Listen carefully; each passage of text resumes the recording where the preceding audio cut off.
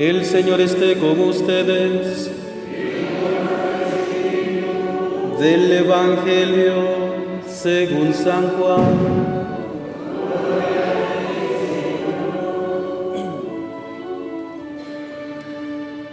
En el principio ya existía aquel que es la palabra, y aquel que es la palabra estaba con Dios y era Dios.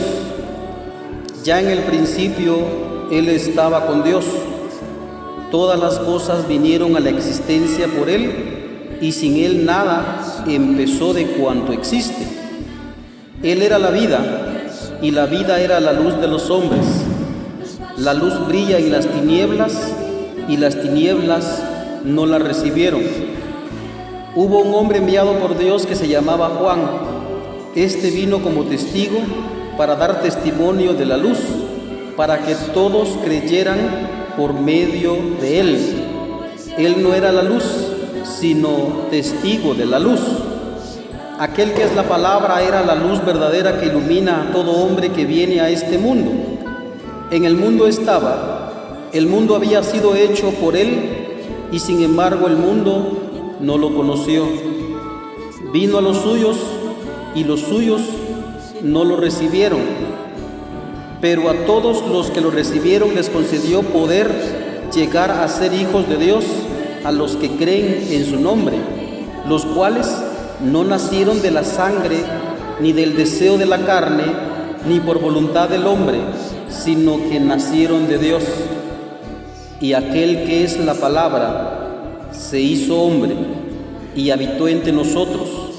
Hemos visto su gloria, gloria que le corresponde como a unigénito del Padre, lleno de gracia y de verdad. Juan el Bautista dio testimonio de él, clamando: a este me refería cuando dije, el que viene después de mí tiene precedencia sobre mí, porque ya existía antes que yo. De su plenitud hemos recibido todos gracia sobre gracia, porque la ley fue dada por medio de Moisés, mientras que la gracia y la verdad vinieron por Jesucristo. A Dios nadie lo ha visto jamás. El Hijo unigénito que está en el seno del Padre es quien lo ha revelado. Palabra del Señor.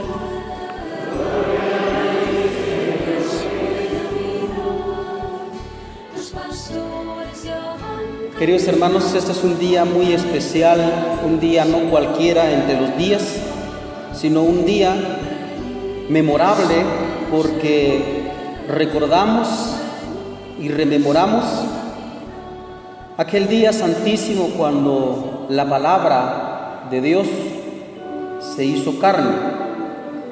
Voy a empezar esta homilía con un pasaje, un trocito de lectura del Papa San León Magno hablando sobre esta fiesta de la Navidad.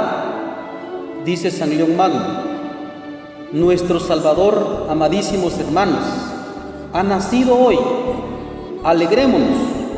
No puede haber lugar para la tristeza cuando nace aquella vida que viene a destruir el temor de la muerte y a darnos la esperanza de una dichosa eternidad. Es un trocitito nada más, me quise servir porque en el ambiente lastimosamente como muy pagano, muy, tal vez no digamos pagano, pero sí muy social, de pronto a nosotros se nos viene encima el ambiente que nos va introduciendo la sociedad. Y uno hay veces, por ejemplo, pues uno enterró a un familiar en el año y dice: pues ahora ya no está, qué triste Navidad. El año pasado compartía mi esposo conmigo, mi hijo conmigo, mi mamá, mi abuelo conmigo, y ahora ya no está, qué triste, ahora ya no se siente la Navidad. Si nosotros tenemos ese pensamiento, entonces significa que no hemos entendido bien lo que significa Navidad. La Navidad, hermanos, fíjense que las lecturas que hoy hemos escuchado nos lo relatan. Se trata de que, como decía aquí San Juan en su Evangelio, en la parte final que hoy leímos, dice: a Dios nadie lo ha visto jamás. Sin embargo, si ustedes pusieron atención en unos trozos precedentes de esa misma lectura, decía lo contrario, pero no estaba en contradicción, por supuesto, con lo que está diciendo, sino que se trata de que Dios ciertamente estaba algo así como muy alejado. Por eso empieza el Evangelio: en el principio existía aquel que es la palabra. Pero esa palabra no se quedó en una idea, no se quedó allá arriba en lo alto a saber a dónde, que hay que contratar a saber qué naves para ir a buscar a Dios, a ver dónde está. No, sino que se nos está hablando, hermanos, de la concreción, es decir, de la realidad de ese Dios que muchas veces nosotros sentimos lejanos. Se vino y está con nosotros. Esa es la realidad. Y es por eso que nos ha dicho eso, ¿no? Dice: y aquel que es la palabra se hizo hombre. Como dice, y aquel que es la palabra se hizo, dicho con palabras mejores, se hizo carne.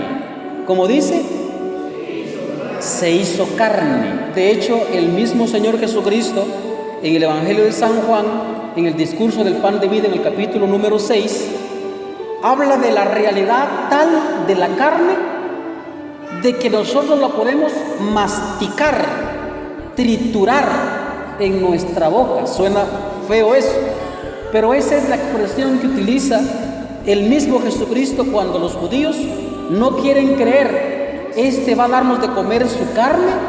Y el Señor vuelve a repetir otra vez: pues el que no me mastica, el que no me tritura, el que no me come, no puede tener vida.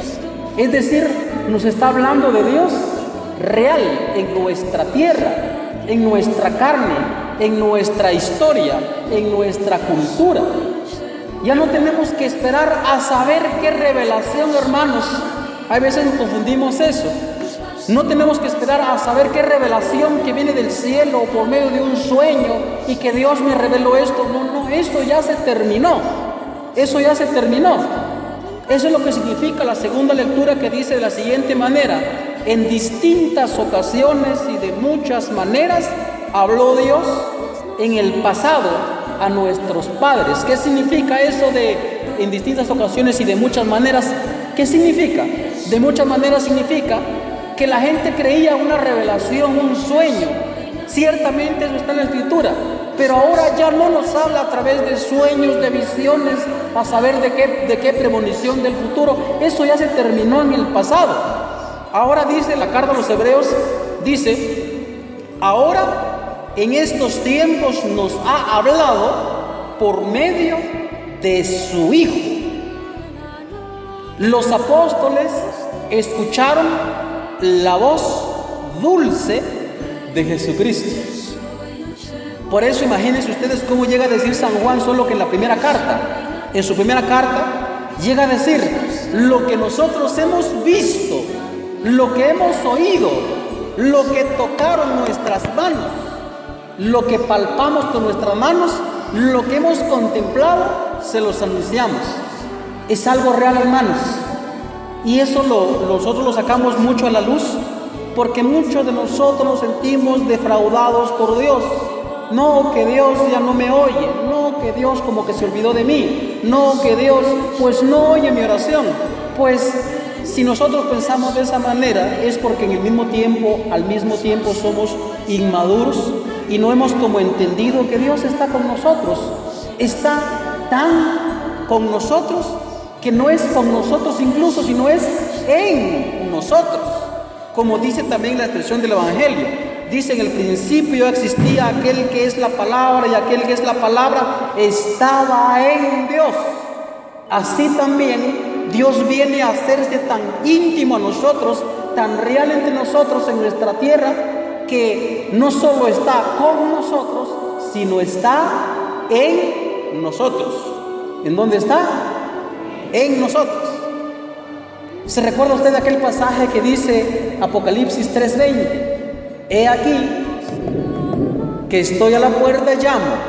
Si alguien escucha mi voz entraré con Él y cenaré con Él. Palabras bellísimas.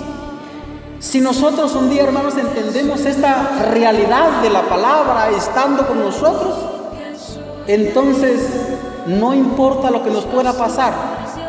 Háblese de problemas, de fracasos económicos, de fracasos amorosos, fracasos matrimoniales, pues deudas, enfermedades, todas aquellas cosas que nosotros nos quejamos todo el tiempo, pues esas cosas ciertamente nos van a hacer sufrir, pero jamás nos va a faltar la paz.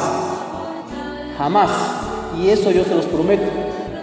Por eso es que introduje mi homilía con esta expresión que dice el Papa San León Magno: nuestro Salvador, amadísimos hermanos, ha nacido hoy. Alegrémonos. No puede haber lugar para la tristeza. No puede haber. Por favor, no puede haber lugar para la tristeza, ¿verdad? Entonces, ¿por qué también? Hay que preguntarnos por qué. Uno, ya lo dije, porque Dios bajó con nosotros, está con nosotros y es tan íntimo a nosotros que está en nosotros. Ese es un factor. El otro factor es lo siguiente. Voy a hacer unas aclaraciones que siempre hemos predicado desde acá también. Que hay veces nosotros nos sentimos defraudados por Dios, que porque Dios no me cura, que porque Dios pues me tiene enfermo, Él no hace un milagro para mí, Él no soluciona mi problema, pues de problemas que tenemos en mi casa, que Dios no me rinde el dinero y esas cosas. Pero miren, para eso no es Dios, me perdonan, para eso no es Dios. Hay veces nosotros nos hemos defraudado de esa manera, pero Dios no bajó para eso. Dios bajó por un objetivo muy concreto. ¿Para qué bajó Dios? Como dice acá las lecturas, para rescatarnos del pecado y de la muerte. ¿Para qué bajó Dios? Para rescatarnos del pecado y de la muerte. Repito una vez más, no me malinterpreten esto que estoy diciendo. Cuando digo que Dios no va a permitir nuestra muerte, no me refiero a que uno nunca se va a morir físicamente. Porque por más misas que usted apunte en sus intenciones, por más rosarios que usted pueda hacer, por más que usted se vaya caminando de rodillas de aquí hasta Esquipulas, un día la abuela se va a morir. Porque esa es la ley física. Es la ley física. Eso nadie lo puede quitar. Porque no se trata de que uno no muera físicamente, sino se trata de que Dios no va a permitir aquella muerte segunda que dice el Apocalipsis, es decir, nos va a librar del infierno. De eso nos vino a rescatar Jesucristo. De eso. Es decir, vamos a morir físicamente y primero Dios, con su gracia, como dice también, nos vinieron por Jesucristo, por su gracia vamos a obtener la felicidad eterna, es decir, el cielo. Pero para eso hace falta que usted crea verdaderamente que Cristo bajó a la tierra y que nos libró de nuestros pecados. Y usted tiene que encaminarse de acuerdo a lo que usted cree. Como decía la misa de medianoche, como los que vinieron a misa de medianoche, se recordarán que la segunda lectura de San Pablo decía: estamos nosotros, hermanos, para practicar el bien, decía. ¿Para qué? No se cree usted ese cuento de que yo soy buen cristiano porque yo no hago nada malo. No, padre, yo no hago nada malo, yo no he matado, yo no he robado, yo no he hecho nada malo. No, el cristiano no es que no haga nada malo, sino el cristiano es el que hace el bien, es el cristiano. Y en ese sentido es como Cristo nos viene a rescatar del pecado. Voy a leer un poquitillo la lectura de anoche, la segunda lectura. Escuchen cómo decía, para que nosotros nos enteremos de una vez cuál es la razón de por qué muchas veces nos sentimos defraudados de Dios. Dice: Él se entregó por nosotros para redimirnos de todo pecado y purificarnos a fin de convertirnos en pueblo suyo, fervorosamente entregado a la práctica del bien, decía San Pablo ayer en su carta a Tito, la misa de medianoche. Si nosotros no practicamos el bien, esa es la razón de por qué nos sentimos muy defraudados por Dios. Porque como no practicamos el bien, entonces los frutos de bien pues no los experimentamos. En cambio, si hacemos el bien, uno experimenta esa maravillosa realidad de Cristo en la vida de uno.